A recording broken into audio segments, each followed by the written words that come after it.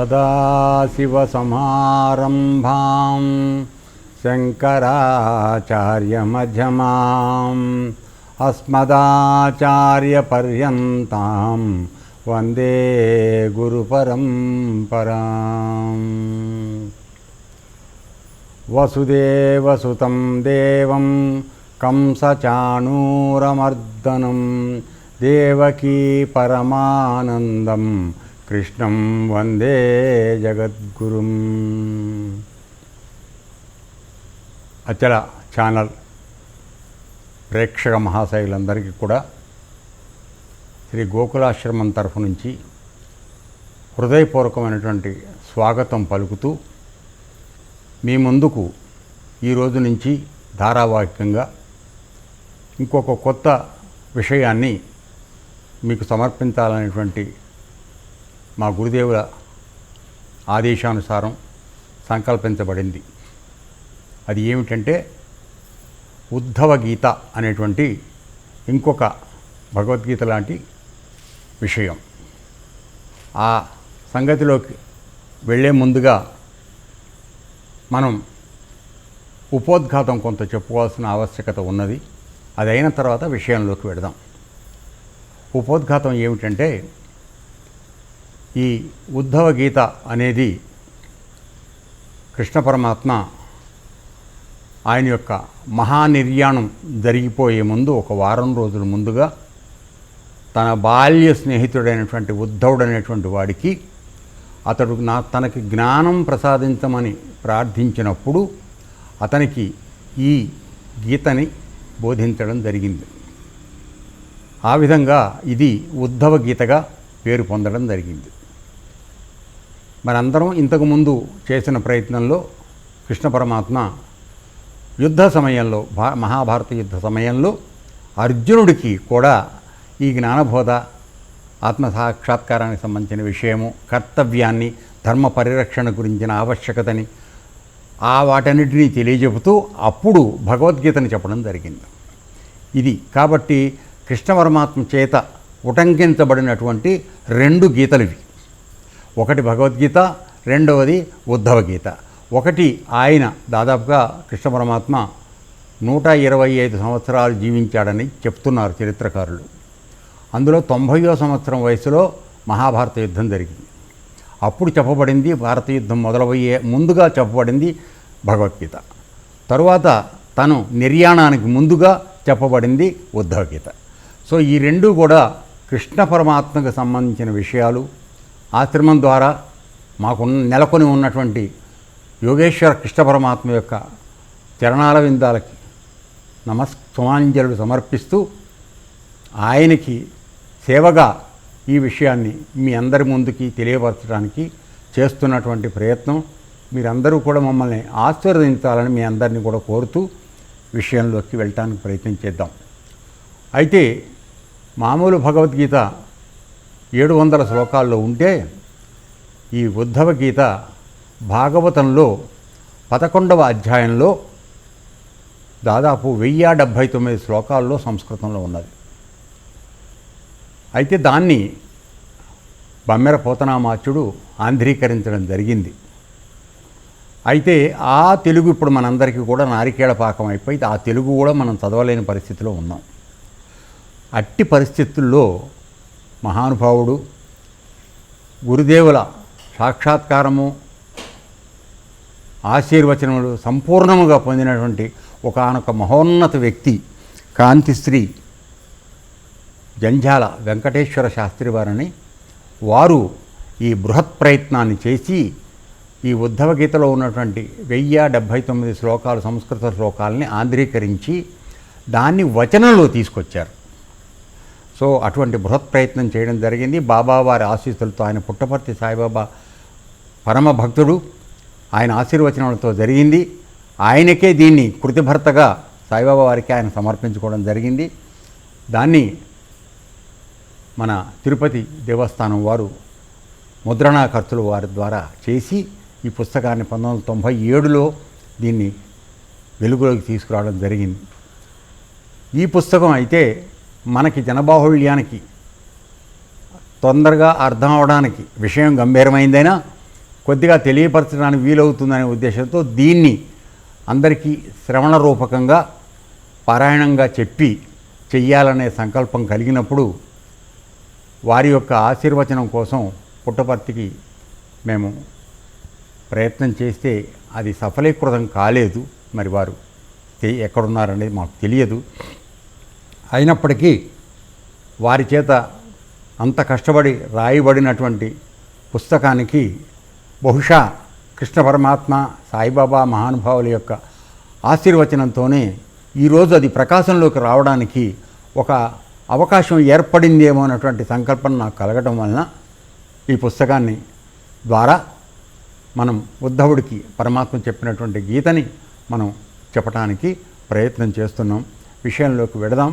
అయితే ముందుగా భాగవతంలో కృష్ణ పరమాత్మని గురించి, భాగవతంలో అంతా కూడా ఆయన రామభక్తుడు పోతన గారు, అయితే రాసిందేమో భాగవతం. చూడండి ఎలా విచిత్రంగా ఉంటాయో. రాయించింది రామభద్రుల వారు. సో ఆయన రాసినటువంటి ఈ శ్రీకృష్ణ స్తోత్రం అనే దాంతో మొదలుపెట్టి దాని లోపలికి వెడదాం. అది ఆయన పోతన భాగవతంలో రాసినటువంటిది. కొద్దిగా చదవడానికి ప్రయత్నం చేస్తాను, తప్పులుంటే మన్నించండి. నమః కృష్ణాయ శుద్ధాయ బ్రాహ్మణే పరమాత్మనే యోగేశ్వరాయ యోగాయ త్వామహం శరణం గత. ఏ విభువందనార్చనములే విభు చింతన నామకీర్తనంబే విభులీల అద్భుతములెవ్వని సంశ్రవణంబు శేయదోషావళి బాసి లోకము శుభాయుత వృత్తి చలంగు అండ్రు నేను నా విభునాశ్రయించద అఘౌఘ నివర్తను భద్రకీర్తనున్. అది ఒకటి. ఏ పరమేశు పాదయుగమెప్పుడు కోరి భజించి నేర్పరుల్ లోపలి బుద్ధిలో నుభయలోకములందలి ఆసక్తి బాసి ఏ తాపములేక బ్రహ్మగతి దారుగత శ్రములై చరింతురే ఆ పరమేశ్వరు మొక్కెద అఘౌగ నివర్తను భద్రకీర్తునిన్. తపములు చేసే అయిన మరి దానములెన్నియు చేసి అయిన ఏ జపములు చేసి అయిన ఫలసంచయమెవ్వని జర్పకున్న హీయ పదములై దురంత విపదంచిత రీతిగా నొప్పుచుండు నా అయ్య పరిమితున్ భజించద అఘౌఘని వర్తను భద్రకీర్తుని అని చెప్పి ఈయన కృష్ణ పరమాత్మ గురించి ఆ పోతనామాచ్యుడు ఆయన యొక్క స్తోత్రాన్ని చేశాడు. దాంతో మొదలు పెడదామనే సంకల్పంతో ఆయన సంస్కరించుకోవడం, పోతన గారిని సంస్కరించుకోవాలి, కృష్ణ పరమాత్మని సంస్కరించుకోవాలి. కాబట్టి ఈ చిన్న ప్రయత్నం జరిగింది. సో ఇప్పుడు ఇటువంటి గ్రంథాన్ని ఆంధ్రీకరించినటువంటి ఆయా మహాత్ముడికి నమస్సుమాంజలు సమర్పిస్తూ విషయంలోకి వెళ్ళటానికి ప్రయత్నం చేద్దాం. అసలు ఈ ఉద్ధవుడు అనేవారు ఎవరు, ఉద్ధవ గీత అనే పేరు ఎందుకు వచ్చింది అనేటువంటి విషయాన్ని, అంటే మనం ఈ గీతలోకి ప్రవేశం చేసే ముందుగా కొంత పూర్వ సంబంధాన్ని మనం తెలుసుకోవడం అవసరం కనుక చెప్పడం జరుగుతోంది. ఏమిటంటే మామూలుగా ఆ రోజుల్లో ద్వాపరయుగంలో యదువంశము వృష్టి వంశము అని 2 వంశాలు రాజులు చాలా ప్రసిద్ధిగాంచిన వాళ్ళు. ఆ యదువంశంలో జనించినటువంటి వసుదేవ మహారాజు యొక్క కుమారుడు శ్రీకృష్ణుడు. అలాగే వృష్టి వంశంలో ఉత్తమోత్తమైన గుణవంతుడు మహానుభావుడైనటువంటి దేవభాగుడు అనేటువంటి ఆయన కుమారుడు ఉద్ధవుడు. వయస్సులో కృష్ణ పరమాత్మ కొద్దిగా పెద్దవాడు ఉద్ధవుడు కన్నా కూడా. అయితే చిన్నప్పటి నుంచి కూడా వాళ్ళిద్దరూ ఎంతో సఖ్యతతో ఆప్తమిత్రులుగా తిరిగినటువంటి వాళ్ళు. ఆ బాల్యం నుంచి కూడా కృష్ణ పరమాత్మ యందు అచంచలమైన భక్తితో ఆయన ఎప్పుడైనా ఆయన ఎదురుకుండా లేని పక్షంలో కళ్ళు మూసుకుని ఆయన స్వరూపాన్ని ధ్యానిస్తూ ఆ తన్మయత్వంలో ఉండిపోయేంతటి భక్తుడు ఉద్ధవుడు. ఆ విషయం కృష్ణ పరమాత్మ కూడా తెలుసు. ఎటువంటి భక్తి అంటే ఆయన ఆ ధ్యానంలో కూర్చుండిపోతే ఆహారపు దప్పులో ఆకలి కూడా తెలియకుండా అయిపోయినప్పుడు తల్లి వచ్చి పిలిస్తే కానీ లేచి వెళ్ళి భోంచేసేవాడు కాదు. అటువంటి తన్మయత్వంలో ఉంటూ రమించేటువంటి మహానుభావుడు ఉద్ధవుడు. అయితే అతడు శ్రీకృష్ణ పరమాత్మ కంస సంహారం చేయడానికి మధుర వెళ్ళినప్పుడు అక్కడ ఆయనతో పాటు ఈయనున్నాడు. ఉద్ధవుడు కూడా ఆయనతో పాటు ఉన్నాడు. అక్కడ రాసకార్యాలని చక్కబెట్టడానికి కృష్ణుడు చాలా కాలం మధురలో ఉండవలసి వచ్చింది. ఈలోపుగా రేపల్లెలో ఉన్నటువంటి గొల్లభామలు ఆయన గురించినటువంటి విరహంలో చాలా బాధపడుతూ దుఃఖిస్తున్నారనే సంగతి తెలుసుకున్నటువంటి కృష్ణ పరమాత్మ ఆ రోజు ఉద్ధవుణ్ణి తన యొక్క దూతగా వాళ్ళ దగ్గరికి పంపించాడు. చెప్పి వాళ్ళకి, ఇక్కడ నేను పని ఒత్తిడిలో ఉంటున్నాను, మిమ్మల్ని మర్చిపోలేదు, మీరందరూ నాకు గుర్తున్నారు, కానీ పనుల తీవ్రత వలన నేను దగ్గరికి రాలేకపోతున్నాను, త్వరలోనే మిమ్మల్ని వచ్చి కలుస్తాను, మీరందరూ మనసులో సంకల్పిస్తున్నటువంటి విషయాలన్నీ నాకు తెలుసు, నేను వచ్చి మిమ్మల్ని కలుస్తాను అని వాళ్ళని స్వాంతనపరచమని చెప్పి ఉద్ధవుణ్ణి పంపించాడు. సో ఉద్ధవుడు బయలుదేరి రేపల్లికి వెళ్ళాడు. వెడుతుండగా అల్లంత దూరంలోనే ఉద్ధవుణ్ణి చూశారు గోపికామణులు. చూసి వీళ్ళిద్దరూ కూడా ఒకే రకమైనటువంటి స్థురద్రూపము, కాంతి అన్నిటితోనూ వెలుగొందడం వలన కృష్ణుడే వస్తున్నాడని వాళ్ళు కొద్దిగా భ్రమపడ్డారు. దగ్గరకు వచ్చేటప్పటికీ ఆయన కృష్ణుడు కాదు, ఉద్ధవుడు. సో ఇంత కృష్ణుడిలాగా ఉన్నటువంటి వాడు ఈయనెవరు వచ్చాడని చెప్పేసి వాళ్ళందరూ ఆశ్చర్యపోయి ఆయన చుట్టూ గుమి కొడతారు. సరే, అప్పుడు అయిన తర్వాత వాళ్ళు ఏం చేస్తారంటే, ఏడు మా కృష్ణుడు ఎక్కడున్నాడు, ఆ పీతాంబరధారుడు ఎక్కడ మాకు కనపట్టలేదు అని చెప్పేసి వాళ్ళ బాధని వ్యక్తం చేస్తూ ఎంతో తెలివిగా ఒక భ్రమరాన్ని, పూలని ఉదాహరణగా చెప్పుకుంటూ, అంటే ఏమిటి, ఈ భ్రమరం అంటే తుమ్మెద, ఇది రకరకాలైనటువంటి పూల మీద వాలి తుమ్మెద మకరందాన్ని గ్రోలి వెళ్ళిపోతూ ఉంటుంది. సో కృష్ణుడు ఆ పూల వంటి గోపికల మనసులను దోచుకుని అమృతాన్ని స్వీకరించి దూరంగా వెళ్ళిపోయాడు ఆ భ్రమరంలాగా. సో మా బాధ మేము ఏమని చెప్పుకోవాలి అని ఆ భ్రమరకే న్యాయంగా చేస్తూ వాళ్ళ యొక్క మానసికమైనటువంటి ఆర్తిని, విరహ బాధని ఈ ఉద్ధవుడికి చెప్పడం జరిగింది. అప్పుడు ఆయన కృష్ణ పరమాత్మ యొక్క సందేశాన్ని వీళ్ళకి వినిపించి సంతృప్తిపరచడానికి ప్రయత్నం చేస్తాడు.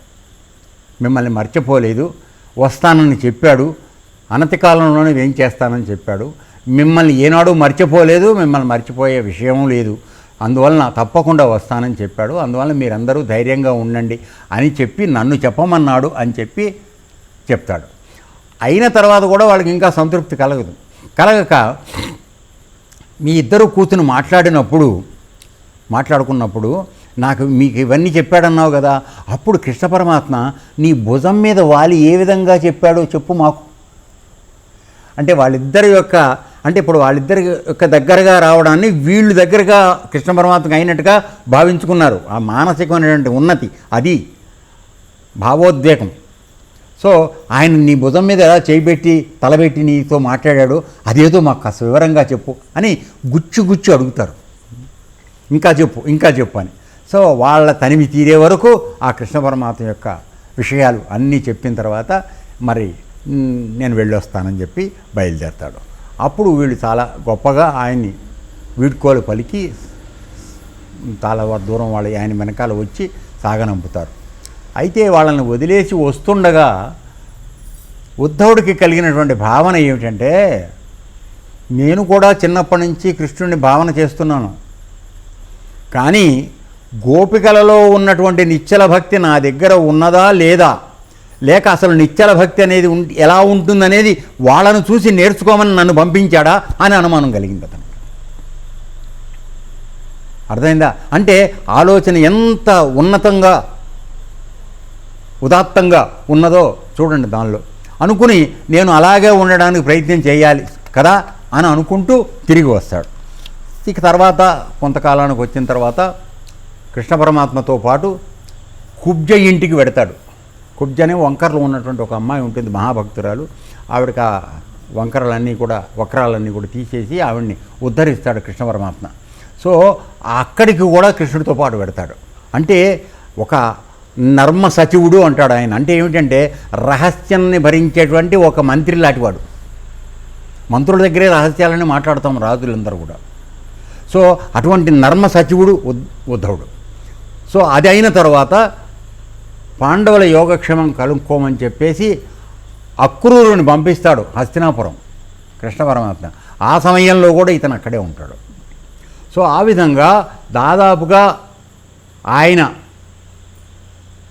ద్వారకా నగరానికి వెళ్ళక ముందు వరకు ఉన్నటువంటి పరిస్థితులంతా కూడా ఉద్ధవుడు ఆయనతోనే ఉన్నాడు. తర్వాత ఇక్కడికి వచ్చేటప్పటికి ఇక మహాభారత యుద్ధంలోకి అడుగుపెట్టడం మొదలుపెట్టిన తర్వాత అటువంటి బాల్య స్నేహితుడే అర్జునుడు ప్రాముఖ్యంలోకి వచ్చాడు. సో ఇద్దరు కృష్ణ పరమాత్మకు సంబంధించినంత వరకు ఉద్ధవుడు అర్జునుడు ఇద్దరూ కూడా ఒకే రకమైనటువంటి ఆత్మీయ స్నేహితులు. సో ఇద్దరిని ఉద్ధరించాడు ఆయన. అది మనం చూడాల్సిన విషయం. ఆ ఇద్దరు స్నేహితుల్ని కూడా తర్వాత కాలంలో వాళ్ళందరూ ఆ ఇద్దరు స్నేహితులు కూడా ఆయన భక్తులుగా మారిపోయారు, శిష్యులుగా మారిపోయారు. అందువలన అటువంటి సమర్పిత భావంతో వాళ్ళు ప్రవర్తించి ఆయన యందు అంత గౌరవభావంతో వాళ్ళు ఉన్నారు కనుక వాళ్ళని ఉద్ధరించే నెపంతో మనందరినీ ఉద్ధరించడం కోసం కృష్ణ పరమాత్మ తన అత్యంత ప్రాణ స్నేహితుడైనటువంటి అర్జునుడికి చెప్పిన గీతారహస్యాన్ని మరల ఇంకొక విధంగా ఒక గీతలాగా ఉద్ధవుడికి కూడా చెప్పడం జరిగింది. చెప్పి అతనికి చెప్పినటువంటి ఆఖరి బాధ్యత ఏమిటంటే, ఇంకొక వారం రోజుల్లో ఈ నాకు మహానిర్యాణం అయిపోతుంది. అప్పుడు ద్వారకా నగరం సముద్రంలో మునిగిపోతుంది. యాదవులు ఎవరూ బతికుండరు, అందరూ నశించిపోతారు. కాబట్టి నీవు అత్యంత వేగంగా నా తర్వాత ఉండి ఈ జ్ఞానానికి మానవాళికి అందించడం కోసం నీవు చిరంజీవిగా ఉంటూ బదరికావనం వెళ్ళి అక్కడ నా నరనారాయణ సంస్థానంలో అక్కడ ఉంటూ చెట్ల యొక్క మట్టలు నీవు వస్త్రాలుగా ధరించి కందమూలాలు తింటూ ఏ విధమైన కోరికలు లేకుండా ఉండి ఆ విధంగా జనవాళికి అందించడానికి ప్రయత్నం చేసి ఆ తర్వాత నన్ను చేరుకోమని అతనికి ఆదేశిస్తాడు. అప్పుడు అతను వీడ్కోలు తీసుకుని వెళ్ళడంతో ఈ కథ అయిపోతుంది.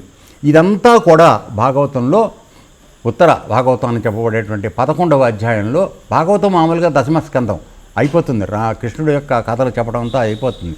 కానీ ఈ 11వ అధ్యాయం 12వ అధ్యాయంలో ఉత్తర గీత అంటారు, ఉత్తర భాగవతం అంటారు. దానిలో ఈ 11వ అధ్యాయంలో మొత్తం ఉద్ధవుడి యొక్క వ్యవహారం అంతా కూడా వివరంగా చెప్పబడింది. అందువలన ఈ ఉద్ధవ గీతకి అంత ప్రాముఖ్యత వచ్చింది. విషయం దాదాపుగా భగవద్గీతలో ఉన్నటువంటిదే గంభీరమైన విషయమే ఇది. మానవుడి జన్మకు వచ్చాక అతడి యొక్క కర్తవ్యం ఏమిటి, ఏ విధంగా చెయ్యాలి, ఏ విధంగా జీవించాలి, ఏ విధమైనటువంటి సాధన చెయ్యాలి, ఇవన్నీ కూడా వివరంగా, అంటే నీవు సగుణంలోనూ నిర్గుణంలోనూ రెండు రకాలుగా కూడా ఏ విధంగా చెయ్యాలనే విషయాన్ని విపులంగా కృష్ణ పరమాత్మ ఉద్ధవుడికి చెప్పడం జరిగింది.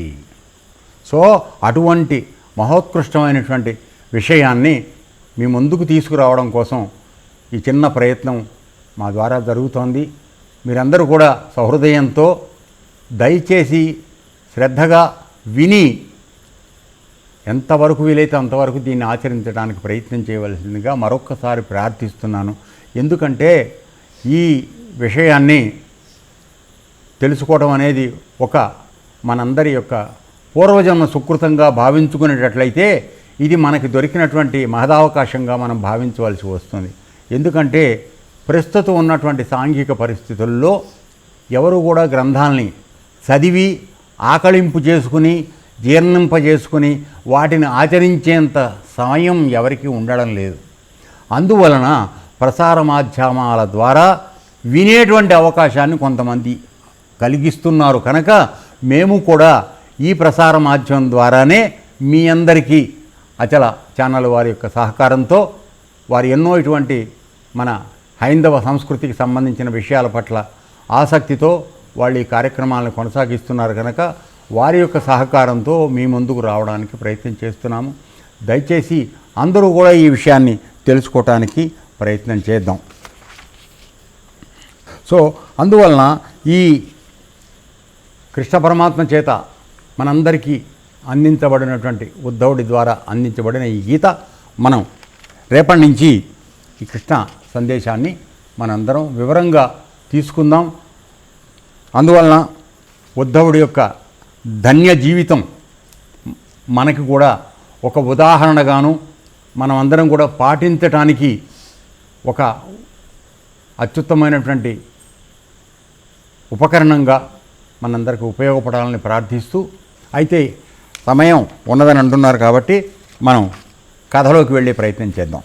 ఓకే, ఇప్పుడు ఈ ఉద్ధవ గీత మొత్తం భాగవతం అంతా కూడా మనం ఒక్కసారి గుర్తుంచుకునేటట్లయితే, భగవద్గీతని ఏ విధంగా అయితే కృష్ణ పరమాత్మ అర్జునుడికి చెప్పాడో, కానీ దాన్ని విన్నవాళ్ళు చూసిన వాళ్ళు 2-3 ఉన్నారు. ఎవరు అంటే మొట్టమొదట సంజయుడు. అతను వినడం చూడడం రెండూ చేశాడు. ధృతరాష్ట్రుడు వినడం మాత్రమే చేశాడు, అతను చూసే అవకాశం లేదు, గుడ్డివాడు. కానీ అసలు మనందరికీ కూడా తెలియనటువంటి మహానుభావుడు చిరంజీవి అయినటువంటి హనుమంతుడు ఎవరైతే ఉన్నాడో ఆయన మొత్తం అంతా కూడా చూశాడు. ఎక్కడ అతని యొక్క జెండా మన రథం మీద ఉన్నటువంటి కపిధ్వజం అయితే ఆ ధ్వజం మీద కూర్చుని ఉన్నప్పుడు ఆయన సూక్ష్మ రూపంలో ఈ మొత్తం విన్నాడు. విని భారత యుద్ధం అంతా అయిపోయిన తర్వాత అర్జునుడు కొద్దిగా అహంకారంతో నా రథం అది ఇది అని చెప్పి ఏదో మాట్లాడుతుంటే, ఓహో నీ గొప్పతనం అలా ఉందా చూడు అని చెప్పేసి ఏం చేస్తాడంటే కృష్ణుడు ఆ రథాన్ని దిగుతాడు. దిగినప్పుడు పైనుంచి కూర్చున్నటువంటి హనుమంతుడు కూడా దిగి కిందకు వచ్చేస్తాడు. దండం పెట్టి నీ దయ వల్ల భగవద్గీత జ్ఞానాన్ని బ్రహ్మ జ్ఞానాన్ని నేను నేర్చుకున్నాను దండం పెట్టి వెళ్ళిపోతాడు. ఆ తర్వాత కృష్ణుడు సంజ్ఞ చేయగానే ఆ రథం విరిగిపోయి కుప్పలబడిపోయి కాలిపోతుంది. అప్పుడు చెప్తాడు, నీ ప్రజ్ఞ వలన ఇదంతా అయిందని నువ్వు అనుకుంటున్నావు, భీష్ముడు కర్ణుడు నీ రథాన్ని ఎప్పుడో కాల్చేశారు, నేను అడ్డం పెట్టి దాన్ని నిలబెట్టాను, ఇప్పుడు నేను దాన్ని దిగాను, అయిపోయింది చూసుకో, అందువలన నీ ప్రజ్ఞ కాదు, నీవు కేవలం నిమిత్తుడివి, అది మర్చిపోవద్దని చెప్తాడు. అంటే అటువంటి ఉదాత్తమైన స్థితి ఈ మహానుభావుడు ఈ జంధ్యాల వెంకటేశ్వర శాస్త్రి గారు ఇంత ఉద్గ్రంథాన్ని వచన రూపంలోకి 1100 శ్లోకాలని ఆంధ్రీకరించి చెప్పిన తర్వాత కూడా దాన్ని కృతికర్త కృతిభర్తగా కేవలం పుట్టపర్తి సాయిబాబా వారి భగవానుల వారికి సమర్పిస్తూ, నేను ఈ చేసినటువంటి పని నాది కాదు, నేను ఏ విధంగానూ నిమిత్త మాత్రుని తప్పది ఏమీ కాదని అతను ఎంతో వినయంతో చెప్పుకోవడం ఈ పుస్తకంలో ఉన్నది. సో మనిషికి మానసికమైనటువంటి ఉదాత్తత ఉన్నతి కలిగినట్లయితే అటువంటి స్థితికి రావాలి, సమర్పణ భావంతో రావాలి. మనం చేశామని అనుకున్నామో కర్తృత్వ భావం, భగవద్గీతలో చెప్పేది కూడా అదే, నా వలన అవుతుందని అనుకున్నవాడు ఎవడు బాగుపడ్డావు. ఇది నేను ఆయన చేతిలో ఒక పనిముట్టుగా మారాను కాబట్టి ఈ కార్యం చేయడానికి నాకు అవకాశం దొరికింది, ఇటువంటి మంచి పనుల్లోనే నా జీవితం వెళ్ళిపోవాలని కోరుకున్నవాడు ఎవడో వాడు భగవంతుడి దగ్గర అవుతాడు. సో ఆ విధమైనటువంటి రహస్యాన్ని చెప్పడం జరిగింది. సో ఇక్కడ కూడా ఇప్పుడు ఏమిటంటే ఈ కథ అంతా కూడా ఇది భాగవతం కాబట్టి మనందరికీ భాగవతం తెలియపరిచిన వాడు ఎవరు అంటే వ్యాసుడు రాసినా దాన్ని ప్రకాశంలోకి తీసుకొచ్చిన వాడు ఎవడంటే పరీక్షన్ మహారాజుకి సుఖబ్రహ్మేంద్రుడు చెప్పినటువంటి విధానం ద్వారా ఇది బయటకు వచ్చింది, వాళ్ళ సంవాద రూపంగా బయటకు వచ్చింది. ఎందుకని పరీక్షన్ మహారాజు మన కురువంశంలో అదే పాండవుల వంశంలో ఆఖరివాడు, అంటే ఆఖరివాడు అంటే పాండవుల తర్వాత వాడు. అతను తల్లి గర్భంలో ఉన్నప్పుడే అశ్వత్థామ వేసినటువంటి బ్రహ్మాస్త్రం యొక్క ఎఫెక్ట్కి చనిపోయి పుట్టాడు. చనిపోయి పుట్టినప్పుడు కృష్ణ పరమాత్మ ఆ పిల్లవాడిని రక్షించి మళ్ళా జన్మ ఇచ్చాడు. అప్పుడు జరిగిన కథ ఏమిటంటే అసలు యాక్చువల్గా ఎవరైతే అస్ఖలిత బ్రహ్మచారి ఉన్నారో అతడు వచ్చి అతని శరీరాన్ని నిమిరితే అతను బతుకుతాడని చెప్తాడు. సరే మహామహా బ్రహ్మచారులందరూ కూడా అనుమానం వచ్చి వెనక్కి వెళ్ళిపోతారు. మామూలుగా పేరుకి బ్రహ్మచారులను పెట్టుకున్న వాళ్ళందరూ ఓకే వెళ్ళిపోయిన తర్వాత అప్పుడు కృష్ణుడే ఏం చేస్తాడంటే ఎవరైనా నువ్వు లేచిరా అని శరీరాన్ని నిమురుతాడు, వాడు లేచి బతుకుతాడు. సో ఆ విధంగా వాడిని తయారు చేశాడు. సో ఈ పరీక్షన్ మహారాజు కౌరవవంశానికి అంటే కురువంశానికి రాజుగా ఉండి అంతా చేస్తూ ఒకరోజు వేటకి వెళ్ళి అలసిపోయి దాహం వేస్తూ మంచినీళ్ళ కోసం వెతుక్కుంటున్నాడు అరణ్యంలో. అలా వెతుక్కుంటూ వెడుతున్నప్పుడు అక్కడ ఎవరో నరమానవుడు కనపడరా. అయితే ఒక ముసలాయన తపస్సు చేసుకుంటూ కూర్చున్నాడు. సో ఈయన వెళ్ళి నేను ఈ దేశపు రాజును వచ్చాను, నాకు మంచినీళ్ళు కావాలి చెప్పమని అడుగుతాడు. ఆయన పలకడు, ఎందుకంటే దీర్ఘనిష్టలో ఉన్నాడు, ఆయన సమాధి నిష్టలో పలకపోయేటప్పటికి మంచినీళ్ళు తాగలేని తిక్క కొంత మనకు ఉంటుంది కదా, ఆ తిక్కలో ఏం చేశాడంటే అక్కడ ఒక పాము చచ్చిపోయి పడి ఉంటే దాన్ని తీసి ఆయన మెళ్ళలో వేసి వెళ్ళిపోతాడు. తరువాత ఆయన కుమారుడు వస్తాడు. తల్లిదండ్రుల సేవ తప్ప ఇంకోటి ఎరగని మహానుభావుడు ఆ కొడుకు. వాడు వచ్చేటప్పటికి మెడలో చచ్చిపోయిన పాము కనబడేటప్పటికి కోపం పట్టలేక, ఎవడైతే ఈ చనిపోయిన పామును నా తండ్రి మెడలో వేశాడో వాడు తక్షకుడితో వారం రోజుల్లోపు చచ్చిపోతాడని చెప్పి శాపం పెడతాడు.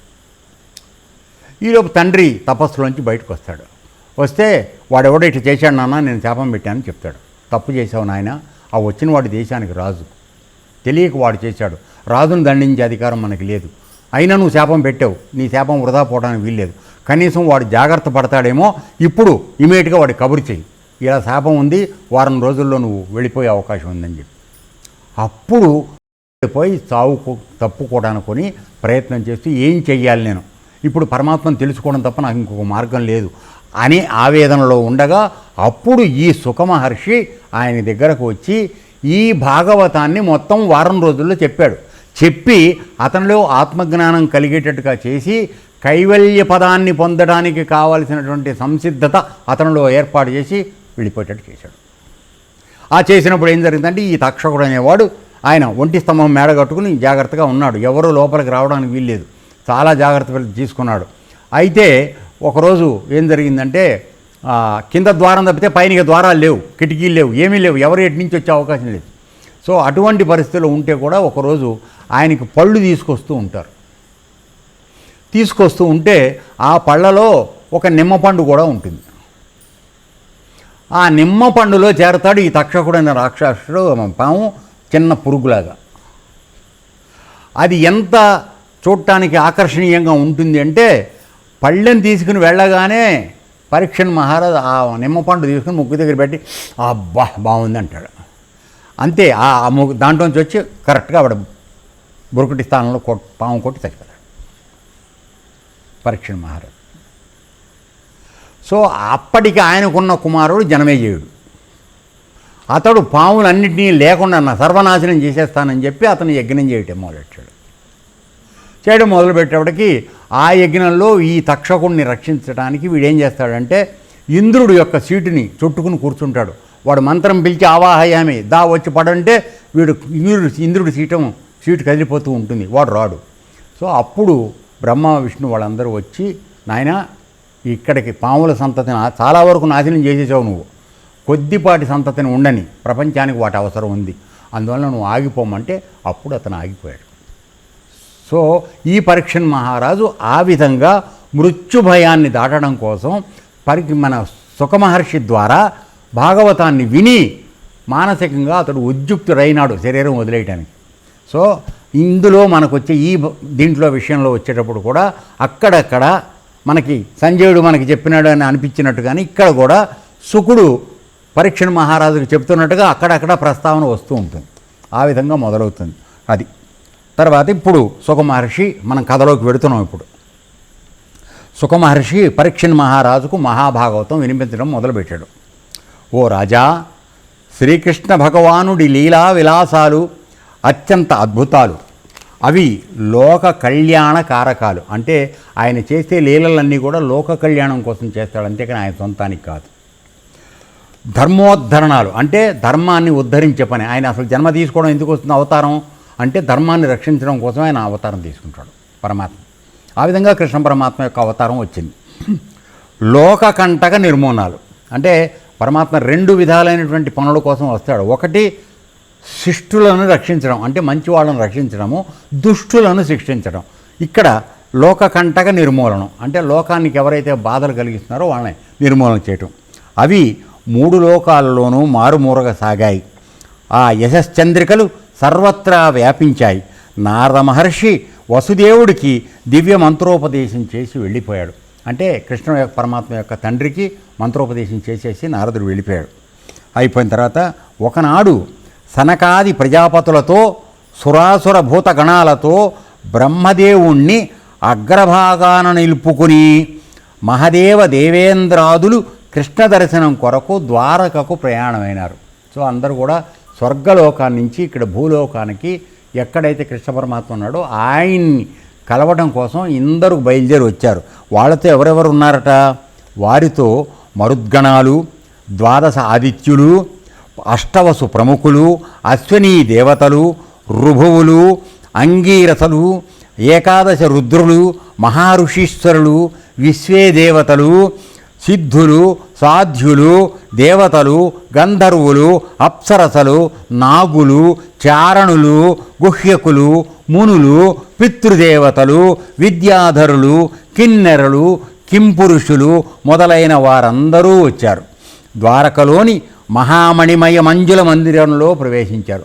ఇంతమంది కట్టగట్టుకుని ఒక్కసారిగా శ్రీకృష్ణ పరమాత్మని దర్శించడానికి ఏం చేశారు వీళ్ళందరూ కూడా. మందిరం మధ్యలో మధుర మంగళ మానవమూర్తి దర్శనం ఇచ్చాడు. కృష్ణ పరమాత్మ సుందర రూపమైన రూపంతో ఆయనకి దర్శనం ఇచ్చాడు వాళ్ళందరికీ కూడా. అది మానవ రూపంలోని మనోహర విగ్రహం, సర్వ పాపహర సుందర స్వరూపం. ఆయన చూస్తేనే నీ పాపాలన్నీ పోతాయి. అది గొప్పతనం. మహాయశస్వి మధుర మనస్వి అయిన శ్రీకృష్ణ భగవానుణ్ణి తిలకించి పులకించిపోయారు. దేవజాతి కన్నులు సార్థకమైనవి. అంటే దేవజాతిలో పుట్టినప్పటికీ వాళ్ళందరికీ కన్నులు ఎప్పుడు సార్థకత కలిగింది అంటే కృష్ణుణ్ణి దర్శించుకున్న తర్వాత. ఆ రోజుల్లో ద్వారకా నగరం నానావిధ సంపదలతో వివిధ ఐశ్వర్యాలతో తొలతూగుతూ ఉండేది. ఆ మహాపట్టణ రాజ్యం దివ్య వైభవాలతో దేదీప్యమానంగా ఉంది. ఆ దేవతా ప్రముఖులు శ్రీకృష్ణమూర్తి యొక్క అద్భుత దర్శనం చేసుకుని ఆశ్చర్య ఆనందాలతో తలమునకలైనారు. ఇక అసలు ఆ సంతోషం అనేది చెప్పలేం. ఎందుకంటే మనం సందర్భం వచ్చింది కనుక చెప్తున్నా. ఇప్పుడు మన యోగ మార్గంలో కూడా పరమాత్మ యొక్క స్వరూపాన్ని మనం పొడలాగా మనం అందినప్పుడు కలిగేటువంటి ఆనందం ఇలాగే ఉంటుంది. అంటే ప్రపంచంలో ఇక దేని పట్ల వ్యామోహం రాదు, దేనికోసం వెళ్ళాలని అనిపించదు. అందుకోసమే బ్రహ్మజ్ఞానం కలిగిన వాడికి ఈ ప్రపంచంలో ఉన్నటువంటి ఏ వస్తువు పట్ల ఆకర్షణ ప్రలోభం రాదు అని చెప్పడానికి కారణం. అది రాని వాళ్ళకే ఆ ప్రలోభం అలా ఉంటుంది మనందరికీ కూడా. అది రానంతవరకు వారు కోరుకున్న కల్పవృక్షం ప్రత్యక్షమైనట్లుగా ఉంది. అంటే వాళ్ళు ఏ కోరికలతో వచ్చారు. కల్పవృక్షం అంటే ఏంటి? నువ్వు ఏమి సంకల్పిస్తే దాన్ని ఇచ్చేటువంటి దాన్ని కల్పవృక్షం అంటారు. సో అటువంటి కృష్ణ పరమాత్మ కల్పవృక్షం వాళ్ళకి దర్శనం అయింది. ఆ నిమిషంలో వారు నిజంగా అనిమేషులు అయినారు.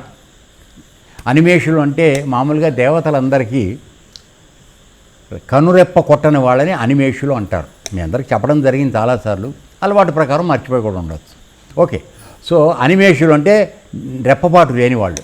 దేవతలందరికీ అక్కడ మామూలుగా ఉంటుందని మనందరం అనుకుంటాం. మనకేమో నిమిషానికి 3 సార్లు కొట్టుకుంటూ ఉంటాం. కొంతమంది కొద్దిగా అతి తెలివితేళ్ళు గల వాళ్ళు ఎక్కువగా కళ్ళు కొట్టుకుంటూ ఉంటారు. వాళ్ళు దీపాలు అర్పుతారని చెప్తే సామెత ఒకటి ఉంది. అది వేరే విషయం, వదిలేద్దాం. సో ఇక్కడ ఏమైందంటే వాళ్ళు ఇక్కడికి వచ్చిన తర్వాత భూలోకానికి వచ్చారు కదా, ఇక్కడ నిజంగా వాళ్ళు అనిమేషులు అయ్యారట. అంటే ఏమిటి?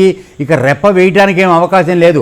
అది చూసి అర్జునుడు ఏ విధంగా అనుభూతి పొందాడో విశ్వరూప సందర్శన జరిగిన తర్వాత ఆ విధంగా వాళ్ళు కూడా అయిపోయారు. అది నిజంగా అనిమేషులు అయినారు. వాళ్ళకి అనిమేషులు అని పేరు చెప్పాను కదా. అయితే వాళ్ళు నిజంగా అనిమేషులు ఎప్పుడయ్యారంటే శ్రీకృష్ణ పరమాత్మ దర్శనం అయిన తర్వాత అయ్యారు. కనురెప్ప వాల్చక కమలాక్షకుణ్ణి దర్శింపసాగారు. ఆ ప్రముఖుల స్వర్గలోక మహోద్యాన పుష్పాలు, నందనవన పారిజాతాలు తీసుకుని చైత్ర రథంలోని చిత్ర విచిత్ర పవిత్ర కుంద మందార పుష్పమాలికలతో శ్రీకృష్ణ దేవుణ్ణి అర్చించారు. స్వర్గం నుంచి తీసుకొచ్చారు అవన్నీ, వాళ్ళు పూలు అవన్నీ రథంలో పెట్టుకుని వాటన్నిటితో ఆయన్ని పూజ చేశారు. వివిధ గద్య పద్య గీతా శ్లోక కదంబాలతో దేవదేవుణ్ణి స్తోత్రం చేశారు. జగదీశ్వరునికి జయ నినాదాలు, మధుర మంగళాశాసనాలు పలికి బహువిధాల ఈ విధంగా ప్రస్తుతించసాగారు. దేవతలు ఆయన ఏ విధంగా ప్రస్తుతించారంటే పొగుడుతున్నారో చూసిన తర్వాత, అంటే పూజ చేయించి అయిన తర్వాత మనం మామూలుగా మనకు ఆ పొగట్టం రాదు కనుక అష్టోత్తరం చదువుతూ ఉంటాం. మనంతా దారిద్ర్యమే కదా, అందుకని. సో వాళ్ళు ఏంటంటే మాట్లాడటం వచ్చు, భగవంతుని పొగడగలరు కాబట్టి వాళ్ళు నిజంగానే పొగిడారు. ఏం పొగిడారో చూద్దాం. ఓ కృష్ణ, అనాథనాథ శ్రీనాథ నీ పాదార విందాలకు శతకోటి ప్రణామాలు. స్వామి, మా యొక్క బుద్ధి, ఇంద్రియ, ప్రాణ, మనో, వాక్కాయ త్రికరణ శుద్ధిగా ప్రణమిలుతున్నాము. ఎన్నిటితో చెప్తున్నారో చూడండి. త్రికరణ శుద్ధి అంటే మనం అదొకటే మాట్లాడుతున్నాం. ఇందులో ఎన్ని చెప్తున్నాడు? బుద్ధి, ఇంద్రియాలు, ప్రాణ, మనో, వాక్కాయ అంటే 6 మొత్తం. అంటే ఇక వాడిది అంటూ ఏమీ లేదు, అవన్నీ నీకు సమర్పించాను అంటున్నాడు. ఏ విధంగా అయితే జనక మహారాజు అష్టావక్రుడి దగ్గర నేను నీకు సర్వం సమర్పించాను అన్నాడో మనోవాక్కాయం ద్వారా త్రికరణ శుద్ధిగా, ఆ విధంగా వీళ్ళు కూడా చేశారు. ఓకే, త్రికరణ శుద్ధిగా ప్రణమిలుతున్నాము. నీకు ఒక్కసారి ప్రణామం చేస్తే మేము భావయుక్తంగా మా హృదయంలో చింతించే ఆకాంక్షలన్నీ నెరవేరిపోతాయి. నీకు ఒక్కసారి నేను మనస్ఫూర్తిగా కనుక దండం పెట్టుకుంటే నా మనసులో అప్పటి వరకు ఉన్నటువంటి కాంక్షలు అంటే కోరికలన్నీ కూడా నెరవేరిపోతాయి. కర్మబంధాలు వీడిపోతాయి. అంటే అప్పటి వరకు నన్ను బంధించి ఉంచుతున్నటువంటి నేను చేసిన కర్మల యొక్క బంధాలు ఏవైతే ఉన్నాయో అవన్నీ వీడిపోతాయి. కోరుకున్న వారికి మోక్ష సామ్రాజ్యం సిద్ధిస్తుంది. అంటే ఈ కోరికలు ఏమీ లేకుండా నీ సాయుధ్యం కావాలి, నాకు నీ సామీప్యం కావాలి, నీ సాలోక్యం కావాలి అని 4 రకాల మోక్షాలను కోరుకునే వాళ్ళు ఎవరైతే కోరుకున్నారో వాళ్ళకి మోక్షం కూడా సిద్ధిస్తుంది. ఆయన దర్శనం అయితే మోహం క్షయమైపోతుంది. అంటే అప్పటి వరకు నేను, నా పెళ్ళాము, నా పిల్లలు, నా ఇల్లు, నా వాకిలి అని ఏడిపిస్తున్న మోహం ఏదైతే ఉందో అది ఒక్కసారిగా లయమైపోతుంది, క్షయించిపోతుంది. స్వామి, మీకు సాష్టాంగ నమస్కారములు. అజిత, జితేంద్రుడు అనమాట. అజిత, ప్రమేయం లేనివాడు. అచ్యుత, స్వామి నీవు దుర్విభావ్యమైన త్రిగుణాత్మకమైన మాకు ఆధినాథుడవు. అంటే మాకు రాజువి నువ్వు, ఈశ్వరుడు. నీవు ఆత్మస్వరూపుడవు. నీ లీలలు కొన్ని మాత్రమే మాకు అవగతం, అన్నీ తెలియవు. అందుకనే ఆయన భగవద్గీతలో ఏం చెప్తాడు? కేవలం నా యొక్క యోగ ఒక అంశతో ఈ సమస్త మండలాలన్నీ కూడా, భూమండలం అన్ని లోకాలు వర్తిల్లుతున్నాయి. నా పూర్తి అంశ అసలు బయటికి రాలా, ఒక్క యోగ అంశతోనే ఇదంతా నడుస్తుంది ఈ సృష్టి అంతా అని చెప్తాడు భగవద్గీతలో. ఆ విధంగా కొంతమంది అంటే వాళ్ళు దేవతలు అయ్యుండి కూడా వాళ్ళకు కూడా కొద్దిగానే తెలుసు అని చెప్తున్నారు. ఇంక మనకెంత తెలుస్తుందో మీరు ఊహించుకోండి, నేను చెప్పను. అర్థమైందా?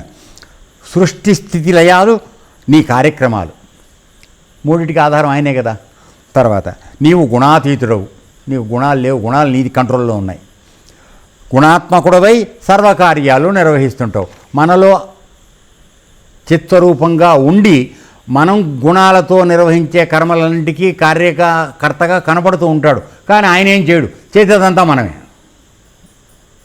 అందుకు చూసావా, త్రిగుణాత్మకుడవై సర్వకార్యాలు నిర్వహిస్తూ ఉంటావు. కార్యాలు చేసేది మనం కన్నా, ఆయన ఏం చేయడు. నీకు కేవలం చైతన్యం ఇస్తాడు. ఉదాహరణ కరెంటు ఉంటుంది, కరెంటులో నువ్వు ఏవైనా పెట్టుకుంటున్నావు, కరెంటు మాత్రం ఏమీ చేయట్లే. ఆలోచించండి ఒక్కసారి, కరెంటు ఏమి చేయట్లే. దాని రకరకాలైనటువంటి ఉపయోగాలు నువ్వు చేసుకుంటున్నావు, కరెంటుకి ఏం ప్రమేయం లేదు. అర్థమైందా? అలాగే మన అందరి యందు, ఈ సమస్త సృష్టి యందు ఉన్న పరమాత్మకి మనం చేసే కర్మలతో సంబంధం లేదు. అయితే త్రిగుణాలు కూడా ఆయన అధీనంలో ఉన్నాయి కనుక, అవి మనలో ఉన్నాయి కనుక వాటి ఆధారంగా మనం కర్మలు చేస్తుంటే ఆయన చేయించాడని మనం అనుకుంటూ ఉంటాం. నిజానికి ఆయన ఏం చేయించట్లేదు. నువ్వు త్రిగుణాలతో చేసినా, గుణాతీతంగా చేసినా దేనికి ఆయన నిర్లిప్తంగానే కూర్చుని ఉంటాడు. ఇది రహస్యం. ఓకే, అయింది. మాయామయ త్రిగుణాలతో నిండి ఉన్నట్లు కనపడుతూ ఉంటావు నువ్వు. ఎందుకని? నాలో ఉన్నావు. ఇప్పుడు నాకు గుణాలు ఉన్నాయి, ఉంటే ఆయన ఉన్నాడు కనుక నాకున్న గుణాలు ఆయనకు ఉన్నట్టుగా అనుకోవాల్సి వస్తుంది కదా. గురుగారు ఏంట్రా ఇట్లా కోపంగా మాట్లాడుతున్నాడు అంటావు, నేను గుణాల్లోకి వస్తాను. దానికి నాలో ఉన్న పరమాత్మకి సంబంధం లేదు. ఇది గుర్తుపెట్టుకోండి. రైట్. అచింత్య నామరూపాత్మక ప్రపంచమూర్తివి, త్రిగుణమయ మాయామూర్తివి, మాయాతీతుడవు. నీ మాయాజాలంతో ఈ ప్రపంచాన్ని సృష్టిస్తున్నావు, పాలిస్తున్నావు, పరిహారం చేస్తున్నావు. అంటే సృష్టి, స్థితి, లయం ఈ మూడు నీలోనే జరుగుతున్నాయి, నీకన్నా భిన్నంగా ఏం లేదు. సో అందుకోసమే అన్నమాచార్యుడా, అంతయు నీవే హరిపుండరీకాక్ష చెంతనాకు నీవే శ్రీ రఘురామ, అంతయు నీవే హరిపుండరీకాక్ష. పుట్టుకు నీవే పురుషోత్తమా, పుట్టుకు నీవే పురుషోత్తమా, కోన నట్ట నడుమ నీవే నారాయణ. పుట్టుకు నీవే పురుషోత్తమా, కోన నట్ట నడుమ నీవే నారాయణ. ఇట్టే శ్రీ వెంకటేశ్వరుడా, ఇట్టే శ్రీ వెంకటేశ్వరుడా, నాకు నెట్టన గతి ఇంక నీవే నీవే, అంతయు నీవే హరిపుండరీకాక్ష. అంటే నా పుట్టుకు నువ్వే ముందున్నావు, నేను పెరగడానికి నువ్వే ఉన్నావు, నేను లయమైపోవడానికి నువ్వే ఉన్నావు, అంతా నీదే. కాబట్టి నిన్ను గతి పొందడమే, నిన్ను శరణు పొందడమే నా యొక్క గతి, అంతకన్నా ఇంకేం లేదని ఆయన దీంతో చెప్తున్నాడు. ఇక్కడికి మనం ఆపుదాం, మిగతా కార్యక్రమం రేపు చూద్దాం. ఏతత్సర్వం శ్రీకృష్ణార్పణమస్తు. లోకా సమస్తా సుఖినో భవంతు. ఓం తత్సత్.